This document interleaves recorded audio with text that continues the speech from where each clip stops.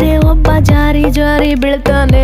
ಉದ್ದ ಅಲ್ಲ ಗಿಡ್ಡ ಅಲ್ಲ ನಿಮ್ಮ ಸತ್ಯ ಹೇಳೇನು, ಸಿಕ್ಕಿದ್ದೆಲ್ಲ ಸೀರುಂಡೇನೆ ನಿಮ್ಮ ಬುದ್ಧಿ ಇಲ್ಲ ಶುದ್ಧಿ. ಹ್ಞೂ ಅಂತೀಯ ಮಾವ, ಹ್ಞೂ ಅಂತೀಯ ಮಾವ, ಹ್ಞೂ ಅಂತೀಯ ಮಾವ, ಹ್ಞೂ ಅಂತೀಯ ಮಾವ.